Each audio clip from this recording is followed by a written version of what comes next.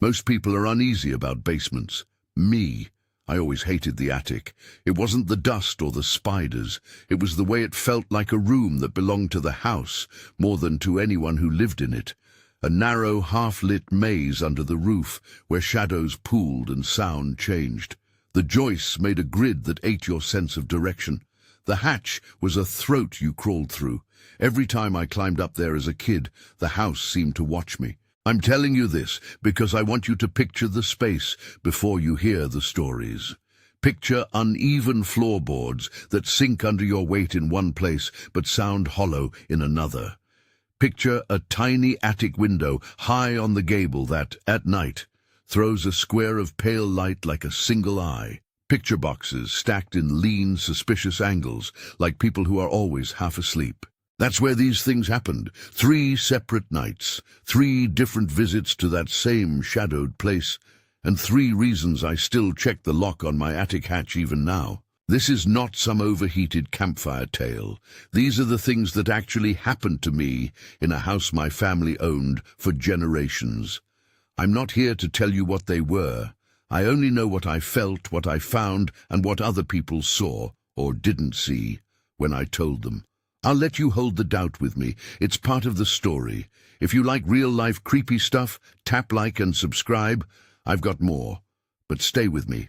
I'd rather you sit through all 3. Story 1.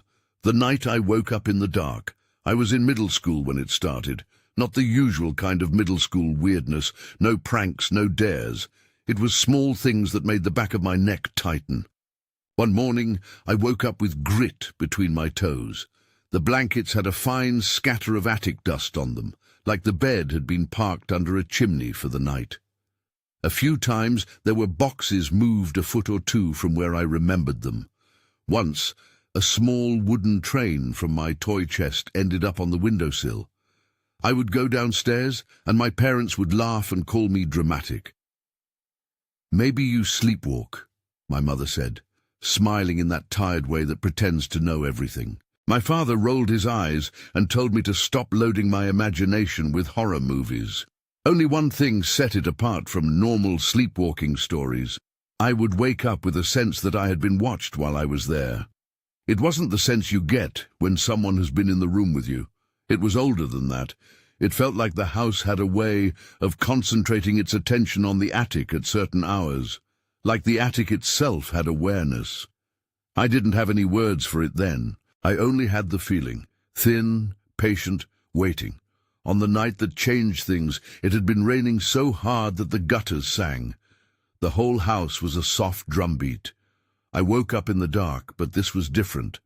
It wasn't my bedroom. I was standing. I don't remember climbing the ladder. I don't remember pulling the hatch up or letting the cold air spill over me. I remember the pitch black and my feet on rough wood and the smell, old paper, dry cedar, something metallic under it like someone had rubbed a penny across the rafters. The air was still. My throat was tight. I could hear my own breathing, loud and wrong in my ears. And then, in the dark, 3 distinct thuds. Not a continuous noise, but 3 separate footfalls. They came from 3 different directions, as if something were stepping from joist to joist, pausing, then moving again. Each thud was separated by the same small interval, like a measured counting. I froze, because you don't move when you think something is listening. I remember the way the second thud landed to my left, high up near the ridge, and the third landed down and behind me. The sound touched different parts of the attic, and with each one, I felt different things. A pressure at the back of my head, a light breeze across my face that wasn't there a moment before, the hair on my arms lifting. I started to cry.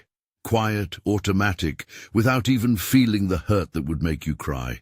Not a shriek, just sound that went on inside my throat. I put my hands up to my mouth to keep it from getting loud, because I figured if I cried, someone would come. It's a stupid thing to do when you're a kid in an attic, but panic makes you do strange math. The next thing I know, I was hunched over the hatch, my knuckles white, clinging to the edge like someone had left the floor 10 feet away.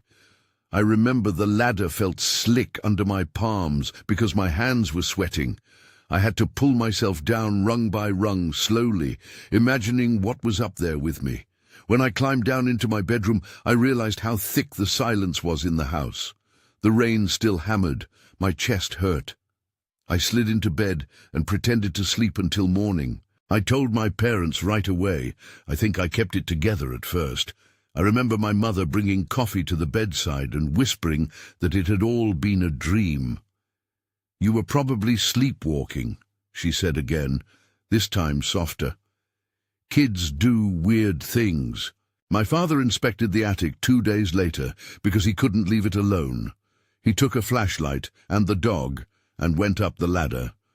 He poked his head into every corner, moving boxes with the mechanical, practiced motion of a man who assumes there's a logical explanation for everything. He found nothing, no footprints, no sign that anyone had been in there. The dust on the joists was unbroken, which he proudly announced as proof that no one, at least no human, had walked across it. He laughed about my imagination. He cleaned the ladder and said we should get better locks for the hatch. After that, the sleepwalking episode stopped overnight. The grit in my toes disappeared. The scattered boxes stayed where they were. But I still woke sometimes, in the middle of night, counting the intervals between heartbeats the way I had counted the thuds. I would find myself staring at the ceiling, palms itching with the memory of climbing a ladder, and feel suddenly like I might be back up there, in that dark with joists overhead and the house listening. Maybe it was sleepwalking. Maybe I had wandered up like kids sometimes do and sat on a box and listened to the rain. Maybe the noises were mice or the old house settling and I had misattributed them. Those are the sensible options and I want them to be true. But there is a stubborn truth you don't get to legislate away. Sound is direction. 3 distinct impacts came from 3 different places. Whatever made them moved with intention. The attic was not a random place that night. It felt organized. That was story 1. It left me with certain knowledge and an equal measure of doubt. I knew I had been in the attic. I also knew my parents found nothing. When I think about it now, what aches the most is not the fear. It's the way the house, or whatever had been up there, made a decision to make itself known in a language a middle schooler could recognize, counting, and then retreat. That was only the beginning. Story 2. The Black Box. Years passed, you grow up, you leave the nest and you carry a jar full of small worries that looks a lot less important in day-to-day life. You stop telling the story about the 3 thuds because you're ashamed of how foolish it sounds. You move into bigger worries, exams, jobs, rent. The house, for all its pedigree, receded into the background like a photo in a drawer. Then my father called the winter before my senior year and asked me to come home for the weekend and bring an extra box. He needed someone to fetch the Christmas decorations from the attic. At that point, the house felt like a museum. Every year, there were boxes labeled in my grandmother's handwriting, brittle brown tape over thick cardboard, wreaths, sleigh, lights. The attic had become a seasonal graveyard of things that came down and then went back up again, like the skeletons of holidays. The attic was more navigable now, thanks to new plywood, and the hatch had a padlock my father liked to pocket with the jingling of keys. When I climbed up that day, there was a light through the little window, and dust motes moved like slow planets in its beam. I stepped between stacks of boxes, careful because walking on the wrong board might make the whole floor shiver, and you'd know it in your kneecaps. I nearly missed it at first. It was skinned under a tarpaulin, in a corner where boxes leaned like soldiers. Heavy. The tarpaulin stuck to it with old moisture.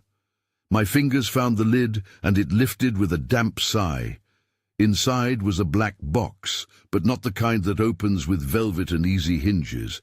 This box was the kind of box that absorbs light. It had no label. It felt dense. I hefted it down the ladder with my heart beating the way it does when you carry something that shouldn't exist in a place like that.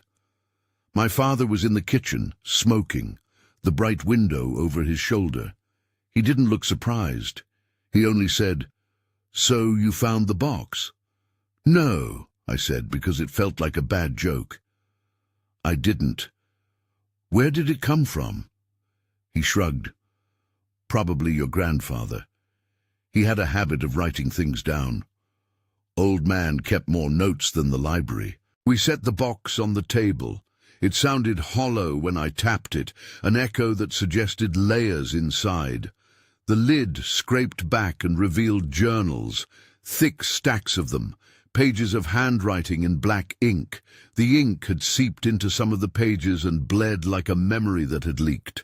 There was the smell of cedar and something acrid beneath it, like a chemical you don't want to name. They read like most family papers start, notes about bills, the weather, little complaints about neighbors. But then the entries changed. They narrowed. They were no longer about tomatoes or church meetings. The handwriting shrank and hurried and repeated. At first it was measurements, from east joist to seam, 3-4, 12-01-78. Tapped at 1:03 a.m. The next page, tapping again, 1:27 a.m., 3 faint taps along ridge. Then a line that went, scrape, 2:16 a.m. Man calls out, no reply. The entries began to track sound like a weather log.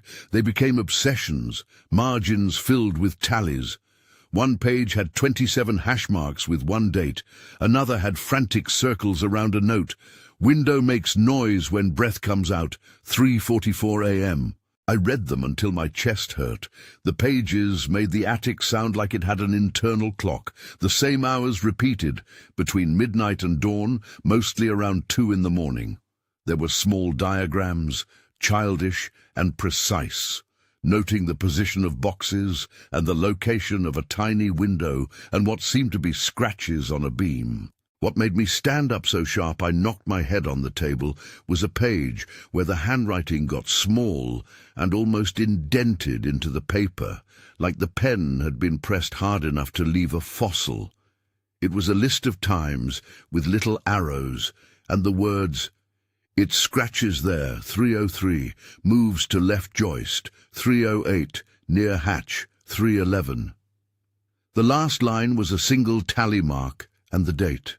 The handwriting was shaky then, as if the writer had been cold or scared or both. I looked up at my father and saw him go white. He forked his cigarette and stared at the box the way a man stares at a car accident on a highway, part revulsion, part inability to look away. "We should bring this to the sheriff," I said, because that was the only reasonable action, the one that would channel fear into bureaucracy. My father blew out smoke, slow. "You don't understand," he said. "Your grandfather, he was that sort, kept notes about the house, about the weather, about the cows. He liked to know things. Maybe he thought the attic had problems. Maybe this is all just him. Maybe," I said, "maybe he was sleep-deprived. But look," he tapped a diagram with his index finger. "See those marks? That lines up with the plaster in the east wall of the attic. Your grandfather was right about one thing." He gave a small, brittle laugh that was not funny. "It always scraped the same spot. There were marks on the wall, not fresh gouges. The room was old and had scars, but a vertical line, darkened with age, that matched the angles in the journal. In the light, they looked like scratches made by something sharp, in repeated sweeps. And there were strange symbols too, loops and crosses and lines that didn't make sense until you held them up to the handwriting and saw they were the same strokes used in the notes. Someone had been making marks and recording them. What we did next is something I still think about, with a mixture of gratitude and disapproval. My father, practical and impatient when afraid, decided to open the hollow behind the plaster. He gathered tools and said we'd take the wall down. I remember thinking at the time that destroying part of your own house felt exactly like a confession you couldn't take back. He worked as an adult does, efficient, hands steady, despite the tremor in his jaw. He stripped away lath and plaster in long strips. Dust flew. Old insulation came loose like grey cotton. Boxes that had once been stacked against that wall fell over. The sound of demolition filled the house, and it felt, perversely, like an exorcism. With each strip of plaster taken away, the marks became more obvious. The tally marks matched the entries. The symbols spread out like a library of private scripts across the exposed beams, and then we hit something different. Where we expected to find a hollow cavity, the usual dead space between plaster and outside sheathing, there was a sealed void. No gap to the outside, no sign that anyone had been through. Just a panel, flush and smooth, but covered in a black substance that caught the light like wet tar. It wasn't paint exactly. It was matte, and the way it soaked up the flashlight made the beam look weak and graceless. My father put down the crowbar like he had been slapped. He stared at that panel. The black spread across it in thin waves and in small, almost script-like marks. They didn't look like handwriting. They looked like the residue of something else. Gestures in black across the wood. There was no visible entrance. The inner cavity was sealed, but the outside of the seal bore the same symbols that were on the journals. The hand that had written in the paper had also left these marks.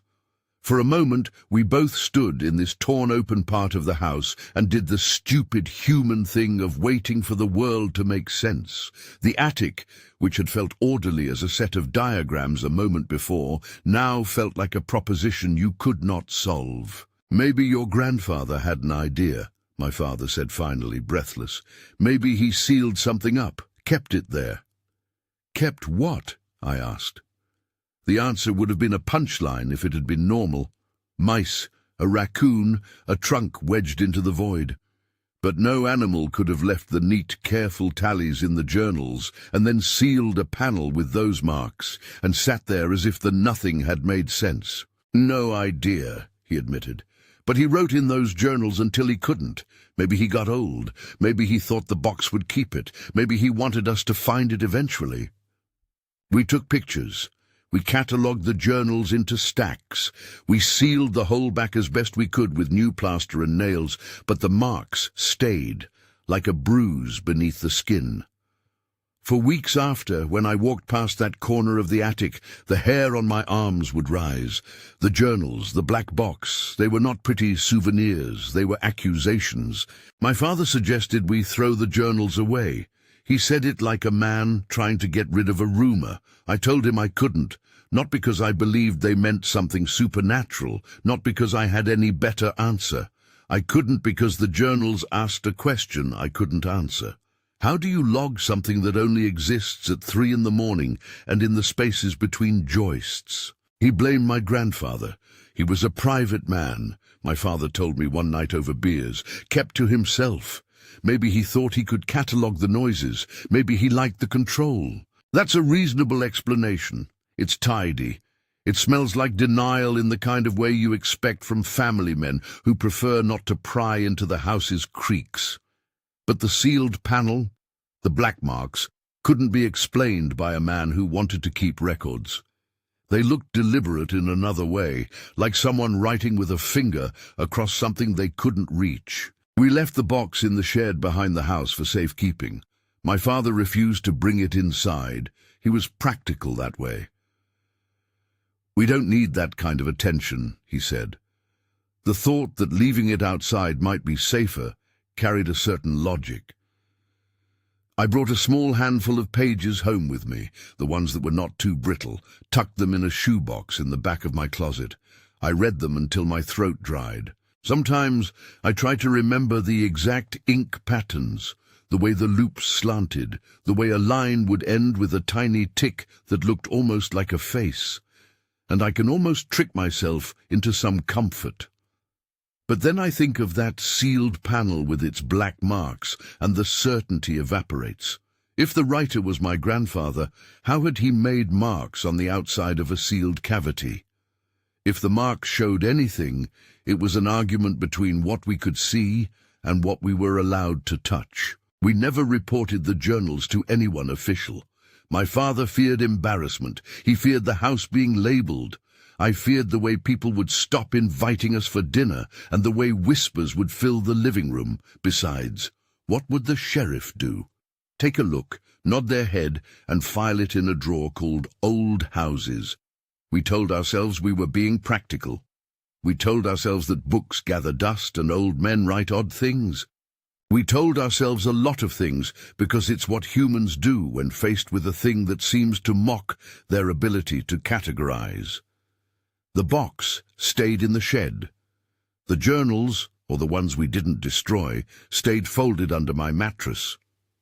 The attic's small window caught light differently now, and sometimes when I was alone, I would climb up and sit on the tarpaulin and look at the beam where the marks had been. The house felt quieter after the wall came down, as if exposing a secret had brought us a measure of peace. But that peace is a brittle thing. It's like stepping on ice. You feel secure until the first crack. A week later, I woke in the morning to find fresh scratch marks on the new plaster near the hatch. They were not deep, they were not violent. They were thin and hurried, as if someone had run a nail along the surface without stopping to see who would notice. They ended in a tiny circle, like the end of a signature. I showed my father. He shrugged. "Probably a raccoon," he said, but the scratches were above the height a raccoon would normally reach. They were at the level of a standing person. He apologized later for the skepticism.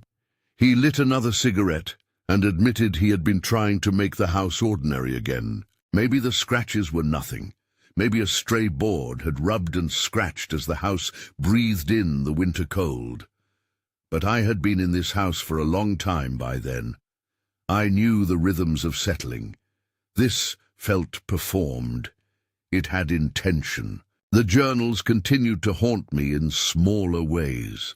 I would catch myself counting in threes when I walked into rooms. I would find myself listening for pattern every time someone walked above me. The attic had been a place of measured noise that seemed to prefer the middle of the night.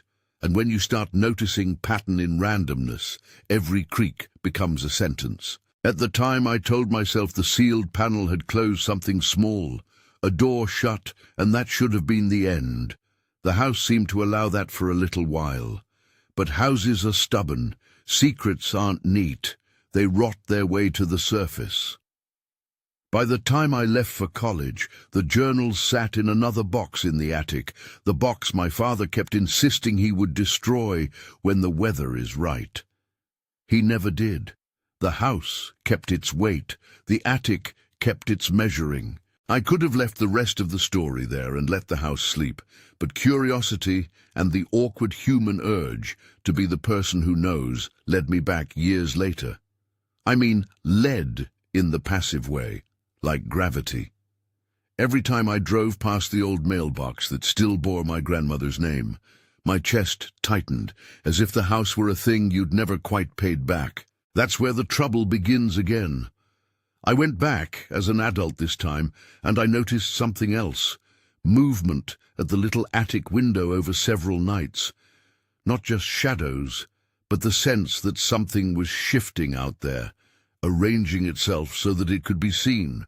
That's the next part. That's when the house stopped being only an organizer of nightly noises and became, for lack of a better word, aggressive. If you think the journals were the worst of it, wait until you hear how the attic greeted me when I moved back in for good. The house remembered me. But maybe that's for later. The house remembered me. But maybe that's for later. I moved back in the spring after a stretch of apartment living and bad sleep. There's a sameness to returning to the place you grew up. The sound of the fridge, the way the stairs complain, the exact tilt of the porch light when it hits your keys. I patched holes, repainted a room, and tried to convince myself that living there as an adult would smooth the edges of whatever had happened when I was younger. It didn't. It only sharpened them. I took to standing out back after work with a cigarette and a beer, even though I'd stopped caring about either the way you give up things without drama. There was something about the yard at dusk that made thinking possible. From the back porch, you can see the gable where the attic window sits, a small square high up, framed by rotting shingles and the thin teeth of a gutter. At first, it was only a shadow. Then, over a handful of nights, I noticed movement there. Not the jitter of a branch, not a moth circling the glass. Something settled into the window and shifted its weight. The first night I caught it, I thought it was the reflection of my porch light. I tilted my head and squinted and called it ordinary. The second night I saw the shadow again and felt a little foolish for being jumpy. The third night, the shadow moved like it was watching me back. A slow, deliberate slide from one side of the glass to another, as if someone were leaning against it and listening. I stopped going out at the same time. I started timing my smoke so that I wouldn't be there when the attic window seemed busiest. That lasted 2 nights. On the third, curiosity won in a way I have always hated about myself. I told myself that curiosity is practical. I told myself I'd check the attic the next morning in daylight with tools and sense. But night is careful at hiding weak resolutions. That evening, the house smelled like rain and the cut grass I hadn't managed to mow. I left the porch light off and watched the window until my cigarette glowed flat. The shadow moved again, this time with the sense of something brushing the glass. It made a soft, ultimately human sound. A scrape. I heard it like a Foley artist's careful scratch in a movie, too precise to be wind. My chest went tight. I finished the cigarette with my hands that shook a little and went inside. I told myself to call someone. I considered calling the police right then, a ridiculous overreaction, I thought, and then necessary, perhaps. Instead, I climbed the ladder at midnight, alone. It was one of those decisions that make you feel both brave and like you're walking into your own worst habit. The attic hatch stuck when I pushed it, the latch old enough to complain. The ladder thumped beneath me. My phone was in my pocket, uselessly bright and buzzing with a morning alarm I had set the week before and forgotten. I should have taken it out and set it on the steps. I didn't. The air up there was heavier than I expected, thick with the smell of dust and something chemical. Solvents, maybe, the kind of smell you don't quite name, but your lungs do. The light through the little window threw a pale rectangle onto the plywood floor. The movement I'd seen from below was gone, but the glass bore a streak, smudged and dark. From where I stood, the streak looked fresh. It still had the gloss of dampness. Boxes leaned in unstable piles. A folding chair lay open like a bird in a cage. I remember thinking about how domestic everything looked, and how domestic things are often the stage for the most private disturbances. I moved between the stacks, careful, because some boards sagged and you could feel the house flex under your weight. The attic felt like a borrowed set. Then I saw the wall. At first I thought it was a shadow from an exposed beam. Then my flashlight caught on a smear of black that ran from the top of the gable down in uneven, dripping strokes. It wasn't paint in the way paint usually looks. It was thick, viscous, and it clung. It had a wet sheen in places and a dusty crust in others, like it had been applied in stages. The black fell in long lines and pooled in the corners. It slid over boxes, ran across newspaper pages, and even splashed small, nervous dots like the scatter of a thrown thing. There were long, shallow gouges across the nearest beam, claw-like. They weren't deep enough to have been cut with a saw. They were the kind of strikes that come from something moving with long nails, or from a tool used in a quick, angry sweep. The boxes underneath them were overturned, scattered like a closet thrown open by someone in a hurry, or someone looking for something they wanted badly. I stepped forward, and the smell intensified. It hit the back of my throat and made me cough. Not paint exactly, but close. Turpentine and something else I couldn't place. Chemical and organic mixed in the way of old houses, where the years stitched together different eras of home care and neglect. My first instinct was practical. I checked the hatch to see if anyone had gained entry. The lock was as it had been when I left it earlier that evening. No forced spots, no screws removed. The shingles outside the window were weathered, but unbroken. The gutter had no ladder marks. The dog door, a useless adult-sized relic, was shut. There were no footprints in the yard because it had rained earlier and the soil was heavy. Nothing seemed to account for the black smears inside. I touched the paint with my finger, the part of me that does not know how to leave things alone. It was cool and left a smear on my skin. When I rubbed it on the back of my hand, it left a faint, almost greasy residue that didn't rub off with water. I felt stupid immediately, like a kid with his hand in a cookie jar. For a second I thought of calling my father, but the image of his face, the cigarette, the practical calm that broke only sometimes, stopped me. I wanted him there. I also wanted not to explain. I shouted into the dark, the kind of half-command you give to pets or teenagers. "Who's up here?" My voice sounded small and wrong. No answer. The house held its breath. I started to move through the stacks, sweeping the beam with my flashlight like someone searching for tracks. In a box near the window, I found footprints on the newspapers, imprinted as if someone had stepped through fresh pigment. They weren't distinct enough to tell me shoe size or tread, but they were there, half-formed ovals, smudged with whatever the black stuff was. They led to the center of the attic and stopped. The attic seemed arranged to trap me with details. A chair tipped over, a child's wooden block inexplicably, resting on its side in the middle of the floor. A scrap of paper, black smeared, with a single symbol scrawled across it, a loop and a slash that looked like the marks in the journals. I felt a nausea that had nothing to do with the smell. That was when the sound started. A soft thud from above, like someone walking on the roof, then another from one side of the attic, then a quick, sharp scrape close to the hatch. Not steps, so much as rhythms. 1, pause, 2. My heart hammered. For a second I considered the sensible possibility. Teenagers, some prank, a neighbor with a grudge, and dismissed it because the things in the attic were not prank-like. They were focused. Panic sharpened the edges of thought. I banged the ladder with the butt of my flashlight and called again for anyone up there to come out. The house answered with silence and then with movement. The whisper of footing skittering to the far end of the attic and a soft dragging on the plywood like something being pulled. I stepped toward the hatch, toward the ladder, toward the light below, and in that motion I heard something migrate across the joists above me.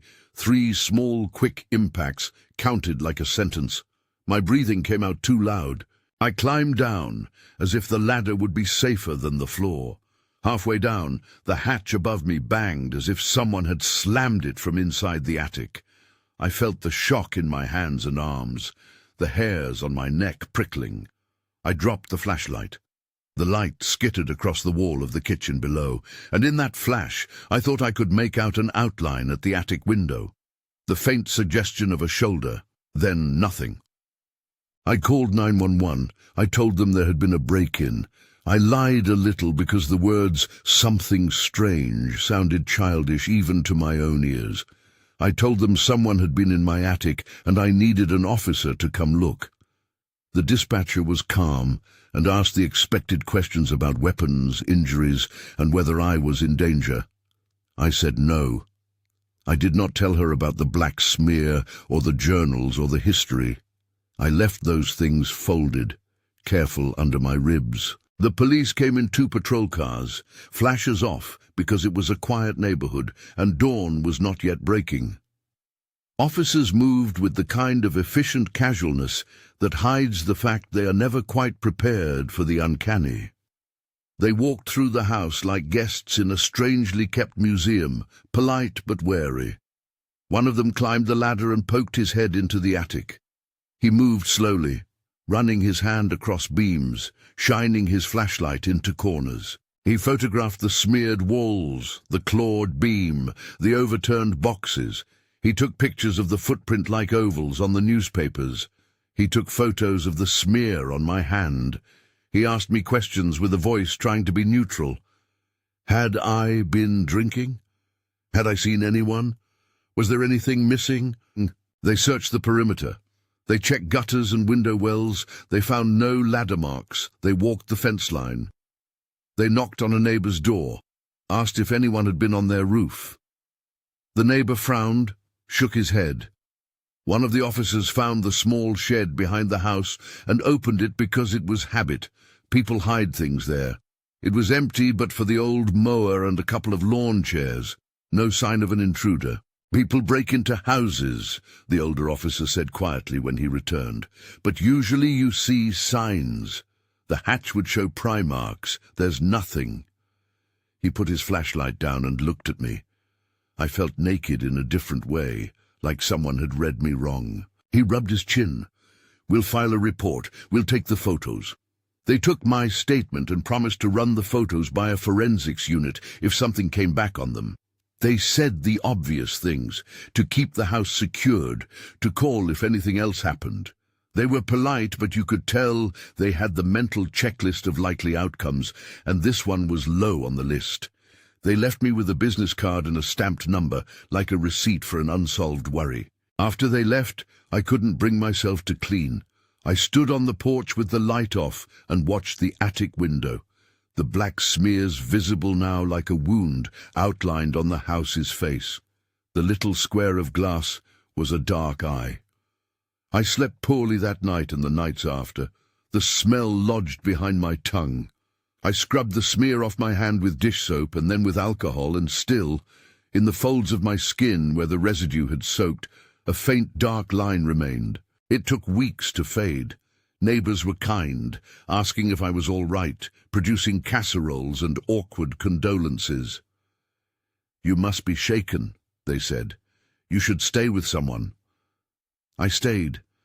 I didn't let anyone else sleep with me in the house the first few nights, but that desire was less about safety and more about witnessing. I wanted someone else to see the window with me. No one would. 3 weeks later, the attic was back to its ordinary disorder. The black had dried in places and flaked in others. The smear on the window had dulled to a thin, dusty ghost. The holes in the boxes had been taped, the clutter restacked, the chair set upright. People like to tidy up alarming things. It makes them smaller. But the gouges along the beam remained, and when I pressed my fingers against one, I felt a tacky sheen that wouldn't come off with a normal cloth. I called a friend who works at a lab and asked, almost teasingly, if there was any way to know what a stain of that sort might be. He was careful. "Bring me a sample," he said. "I'll throw it under some tests." He warned me it might just be house paint mixed with creosote. He didn't think about symbols. He thought about chemistry. I saved a sliver of the chipped residue in a film canister and shoved it in a drawer like contraband. Nothing came of it that I was allowed to report.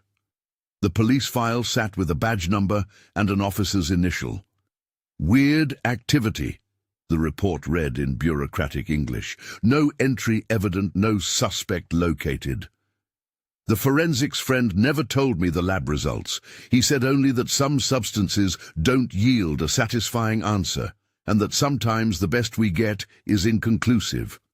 He used the word like a bandage. After that, I avoided the attic. I didn't go up there for months. I changed the locks on the hatch, and I kept a chain on it. When I had to get something, seasonal decorations I'd promised myself would not be needed, I would ask a neighbor to be downstairs while I climbed up. The neighbor would sit with a crossword in the living room and pretend not to be nervous. I would climb quickly, grab what I needed and come down, my palms greasy with fingerprints of old boxes. Once I cut my hand on an exposed nail and bled onto a newspaper that had a smeared black dot that I stared at while the neighbor smiled and consoled me like men do with band-aids and small jokes. That's the pragmatic truth. Living in the house forced me to be reasonable because bills get paid and food needs to be cooked. I told myself the smear was paint from some idiot kid who'd snuck up there, that the gouges were maybe an old repair left ugly by time. I told myself the police had seen worse, and who was I but a person with a penchant for dramatic narratives? I told myself a lot of things. I told myself many sensible, boring lies. But then came the night I found the attic window open. It's a small detail, but now it's one of the things that wakes me at night. I had barely slept and went upstairs, more to pace than to retrieve anything. The house felt too warm. The window was ajar by a hair's breadth, a wedge of cold night slipping through, and a line of black at the sill, like a finger had dragged down and left a smudge on the paint.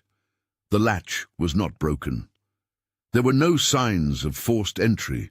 The window fit the frame the way it always had. Something had nudged it. I pushed it closed and felt the tick of the frame slide into place. My fingertips brushed the glass, and the smear was faint, but still there.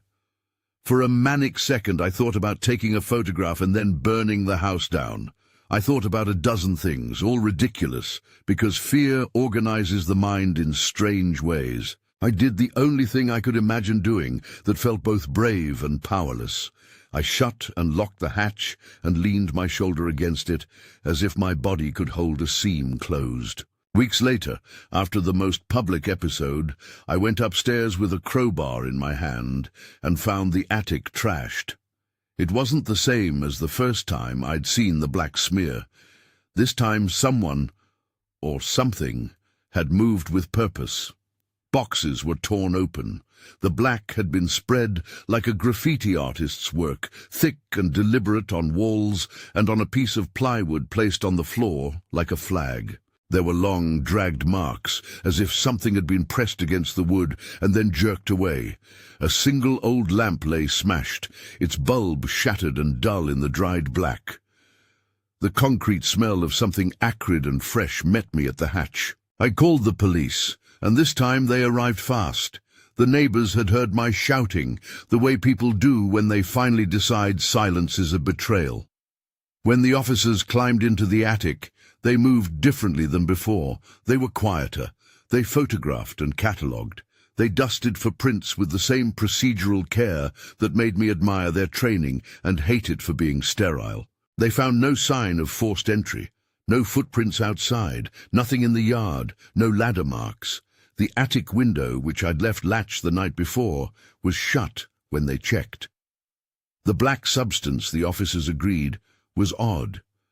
It didn't flake like paint. It didn't have the smell of common house paints we'd both sniffed. One of them muttered about an art student prank, and then immediately said it didn't fit. The other officer tightened his eyes and said the word that puts a tie on mystery and hope: vandalism. I wanted to be rational then more than ever. I wanted someone to say a kid had done it, and had the gall to smear tar across beams and trace strange marks, like a signature. I wanted to be done with the smell and with thinking about symbols. I wanted the house to be ordinary. But the police officer's shadow moved across the floor, and in the black smear on the plywood, there was a set of impressions that looked almost like a handprint. Not the full shape of a palm, but the suggestion of pressure where something had been dragged. It had ridges that looked like the marks left by the end of fingers, and a curve that made my stomach knot. He photographed them. He lifted one small print with a strip of tape, the kind they use on TV that always seems sufficient. He told me they'd send it on and be in touch. They never were. When they left, the attic felt hollowed in a way nothing had before. It wasn't just the mess on the floor. It was the feeling that the house had been used as a place to leave a message, and that the message was only fully legible in secret time. I sat on the steps with the cold seeping through my jeans and realized I had been holding my breath for years. That breath let go in a long, useless exhale that felt like a small betrayal. After that night, I sealed the hatch and bolted it with a hasp. I put a chain through the ladder rungs. I installed motion lights that did everything but look scared. Friends offered to help me clean. My father called and said we should bring in a contractor and get everything stripped and new. "You can't live with that kind of thing," he said. And I agreed, even though we both knew the house has layers, like an onion or an old skin. You can paint over something, but the memory remains in the grain. I haven't set foot in that attic since the third night the police came. It's been months. Part of me keeps the ladder chained because I'm afraid of what I might find if I open it again. The other part keeps it locked because I don't want to be the person who gives up. Pride is a small, stupid kind of courage. The attic sits under the roof like any other attic, banal and backlit by the sun during the day. At night, the little window gleams like an eye that won't close. The aftermath is the worst part. The police did what they could and filled out reports. They took pictures and handed me forms and muttered about follow-ups. Nothing came back. No identifiable prints, no CCTV that showed someone carrying paint up a ladder, no one confessing at the local bar with half a bottle of whiskey. The cameras on nearby houses had been pointed elsewhere. The gutters had no footprints. The attic had, for reasons I cannot explain, become staged and then abandoned like a theatre set. I keep thinking of the small things we found across the 3 episodes. The counting thuds, the journals that logged times and scratches, and the sealed panel with black marks, and then the smear of black that looked almost ceremonial. Each one on its own could be explained away. Sleepwalking, an eccentric grandfather, a prank. Altogether they form a pattern that resists a tidy explanation. Patterns make the brain uncomfortable because they demand meaning, when often there is none.